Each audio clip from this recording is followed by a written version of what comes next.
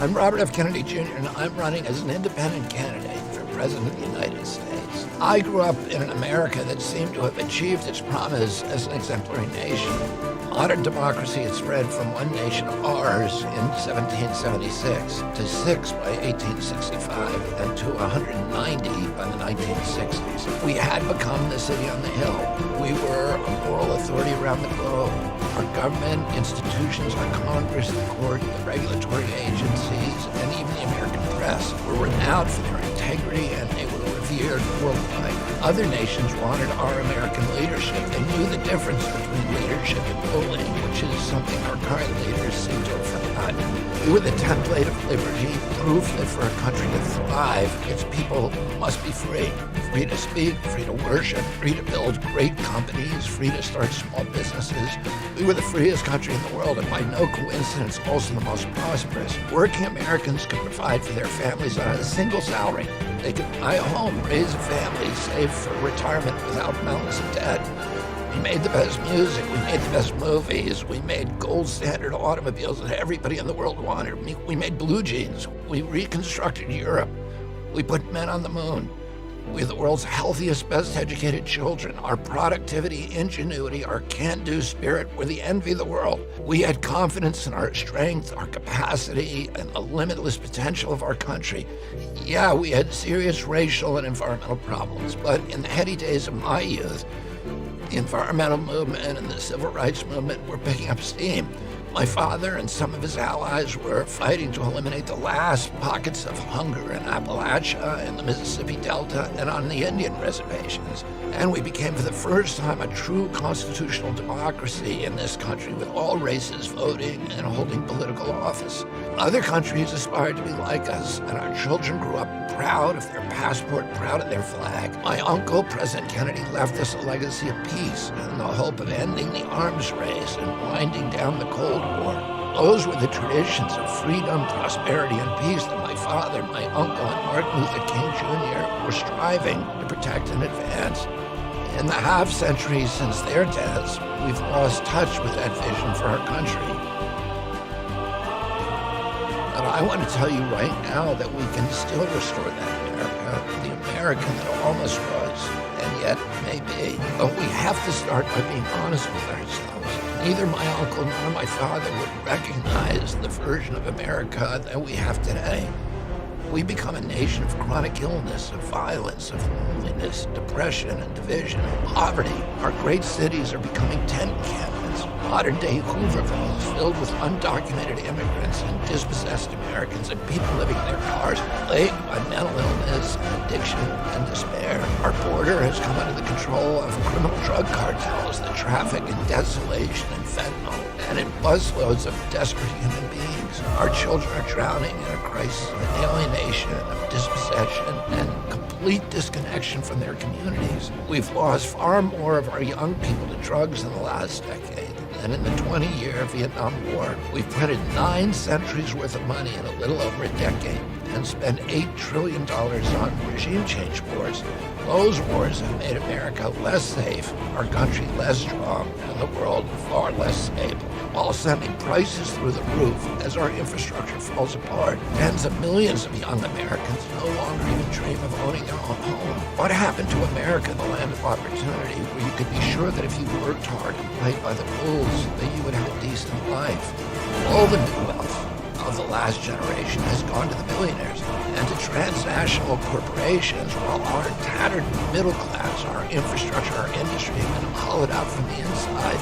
Instead of promise, we've left our kids sick and drowning in debt. The public debt has gone from about $5 trillion under President George W. Bush to $34 trillion today, and U.S. household debt is at a record high of $17.3 trillion. If you include discouraged workers, our true unemployment rate is 23%. Young parents face housing, grocery, and childcare costs that are unaffordable. Too many Americans are living bleak and hopeless lives, dreading the one medical emergency or the car repair that will tip them over the edge into homelessness. We rank 40th globally in our people's health and wellness. Out of the richest countries in the world, the United States is 35th in child poverty rates, just above Mexico. We rank 36th in literacy and 45th in press freedom.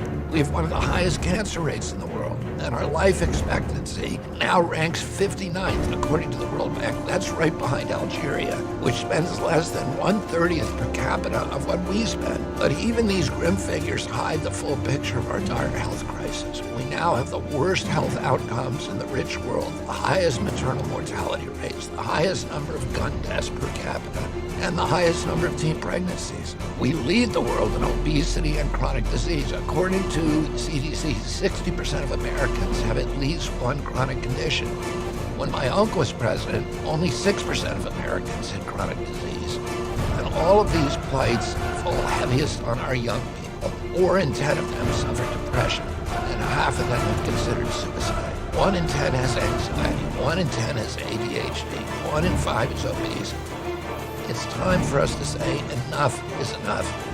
We were once a free and thriving nation, the healthiest and strongest in the world. What we once were, we can be again. How do I know that? It's because everywhere I go in this country, I see a profound determination among Americans to heal.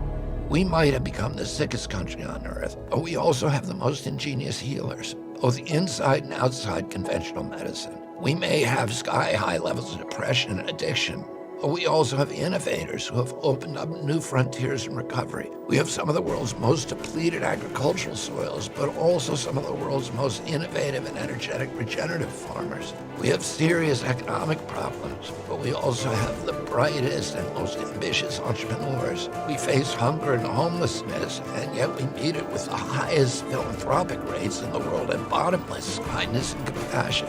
We may be on the mat today, but we can be on our feet and happy and healthy and strong again with good leadership tomorrow. Our people and our system were built for resilience. And here's the most important thing I want to tell you about the state of our union. Our nation seems more divided than ever, but Americans everywhere want to heal that divide. Our nation has become artificially divided by political forces that can survive only when we, the people, are at war with each other. People are tired of being manipulated by fear. We learned that lesson during COVID. We recognize that the same techniques of manipulating fear are being used by elites today to corral us into voting for one political candidate or the other. Americans are tired of these dire warnings that to preserve democracy itself, you better vote for our guy. I can tell you that in every state of this union, people are rejecting fear-mongering. 80% of Americans say they don't want to be forced to choose in this election between the lesser of two evils. They're tired of voting against something or someone. I see it in the crowds of mixed Republicans and Democrats and independents who attend my rallies, that a growing number of Americans are rejecting divisiveness. They're ready to unite, to rebuild this country, and to fulfill the promise of the America of my youth. They're ready to vote for something and for someone they like, for someone who represents hope and healing, or someone with an inspiring vision for America's future, for a future that they can believe in. So that's the State of the Union that I want to bring you today. It's a nation that hungers to heal. It's a nation ready to face reality, to rebuild, to end the forever foreign wars, to clean out the corrupt Washington establishment, and to turn again toward peace, freedom, good health, and prosperity. When we unite in that vision, we're going to be unstoppable. Thank you, and God bless you.